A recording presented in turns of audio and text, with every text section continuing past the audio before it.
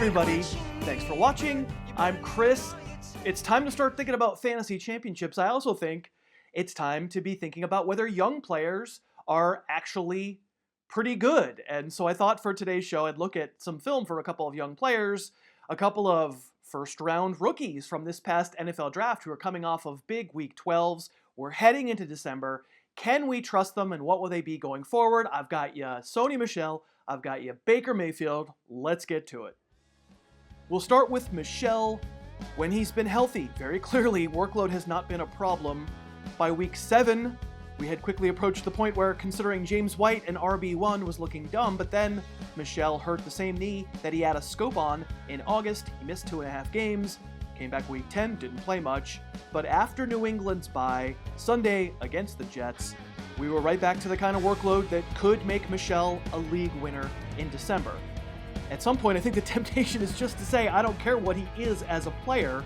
He's New England's main running back. I'm starting him. And there's some truth to that, but I also think it's worth understanding whether he himself is extra special.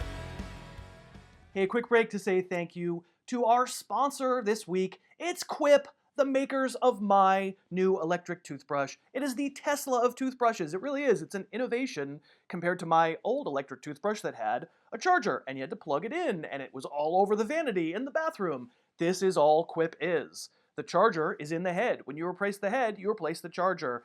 And right now, if you go to getquip.com/HarrisVideo, we actually can get you your first refresh, your first brush head, your first charger for free. Click the link that's below me. It's getquip.com/HarrisVideo. Works great. I love not having to plug it in on the vanity. It's fantastic. We thank Quip very much for sponsoring, and yes, this is the actual toothbrush that I use twice a day. Okay, getting back into it, what I like about Sony Michel is that he seems pretty hard to tackle, frankly. He's a mid-sized back, not a monster. He's not Leonard Fournette. He's not a speed demon like Saquon Barkley, although also a monster. At 5'11", 215, Sony Michel, mid-sized, but this run we just watched exemplifies balance. Like, count the glancing blows that Jets tacklers get in there. Probably 3 guys touch him, hit his legs, he keeps going. These first few plays I'm going to show you won't be big gains, but I think they show what Michel has done best. Here he takes a pretty direct hit from a defensive end, 300-pounder, absorbs the contact, bounces off it, it takes him to the outside, and he digs upfield and gets 6 yards. This one is 7 yards, following his blocks, but see number 51 there, Brandon Copeland, reach out, and it's one arm, but he gets a pretty good grasp of Michel, but the running back, he's quite balanced, he's pretty strong, it spins him around, but he keeps going, and he gets the first down. This isn't Chris Carson level feats of strength, just trucking people, but Michel just finds a way to stay on his feet. I like this one for his vision. We'll slow it down so you can see what I mean. This play is designed to go right. A guard pulls to the right. But as Michel approaches the line, he can see number 58 there, Darren Lee, is going to be right there to meet him. And not all backs see this quickly enough to do something about it, to actually change holes. Michel cuts back against the flow. I wouldn't argue it's a super explosive cut, but it gets him an additional 5 yards where he might have gotten none. In the name of completeness, I'll also show you this play. This is a 12-yard gain, but if we freeze it right as Michel approaches the line, this play winds up going right. It's designed to go right. Everybody's pulling right, but look at that vacancy right up the middle. I mean, run straight. There might be an even bigger play there. As it is, we will take a 12-yard gain. I think he follows his blocks. I think that's a good thing. Okay, this was Michel's best run from Sunday, combining all the things we just talked about. Vision to see that cutting left was to his benefit, a little dead leg there at the linebacker level, and then the strength enough to withstand an ankle tackle at the third level. Are we seeing blinding north-south acceleration? Are we seeing incredible shake moves? No, it's a real nice run. It's not flashy. It's blocked well, but the back himself clearly also helped turn that into a big gain. And this was the other big one from Sunday. I'm not sure there's as much to this one. The Patriots blew the Jets off the line again and again and helped make the 133-yard day. It's a fine change of direction at the start. No wasted motion. Maybe that's what he does well, no wasted motion. Nothing that deceptive here, except the fact that, he decides on his vector quickly and then he runs.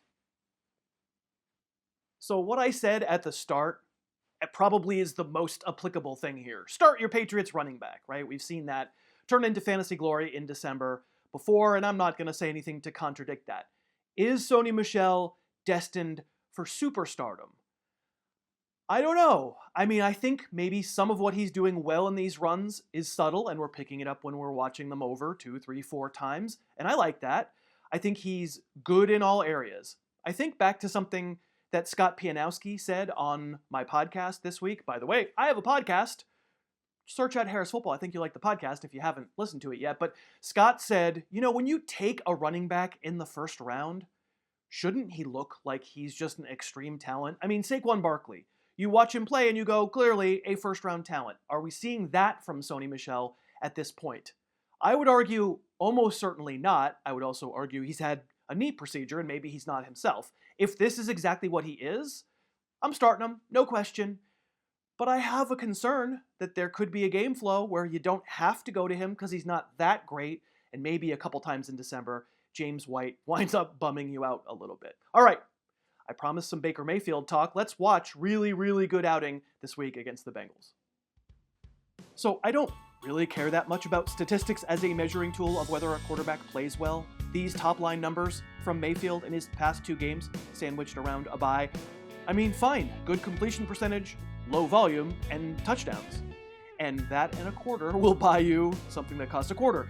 This is the NFL now. There are 20 guys in any given week who can throw 3 touchdown passes. What we want are the guys good enough to do it week after week, aggressive enough.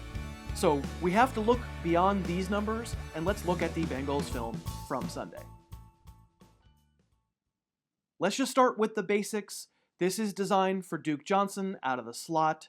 It's play action, and you'll see after the snap, the play action holds, basically the entire middle of the 4 linebackers are just sitting in the middle of the field as Johnson runs right past them, and then he's got a route combination with the outside receiver. It's basic stuff, running out underneath the deep route.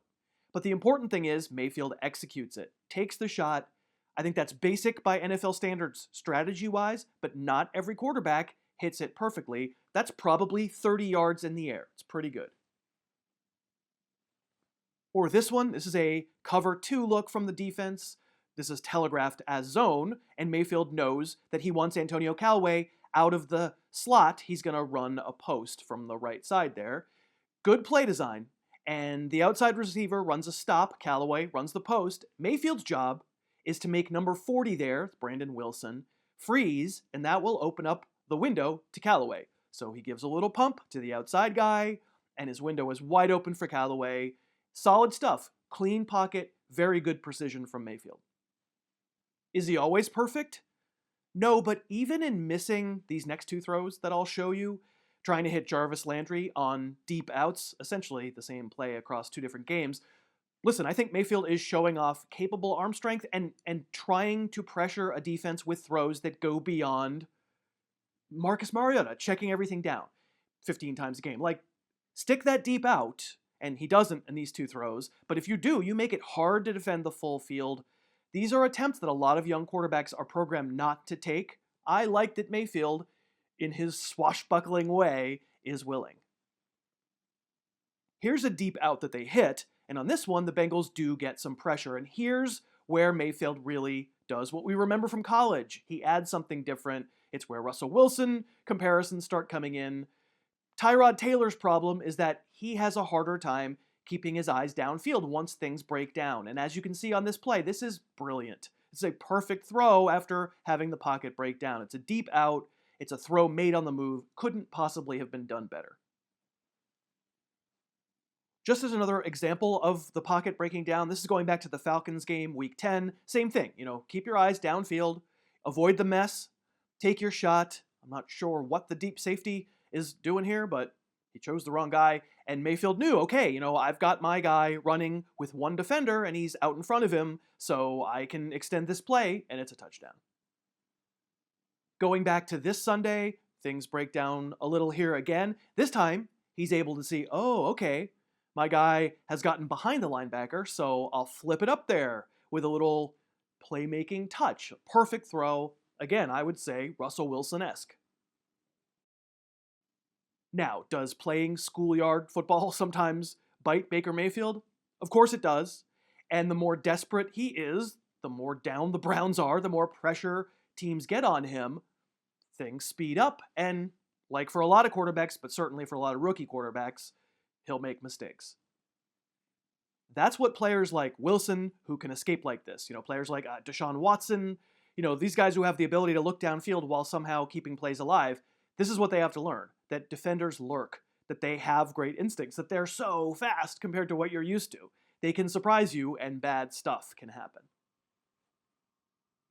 And then less dramatically, I'll just wrap it up with this, like a little simple incompletion from Sunday, but again, run around, keep a play alive, but the footwork gets out of control. It's horrible, and that's clearly why this is a badly misthrown ball. I mean, that's the kind of play you need to clean up, or it could easily be intercepted.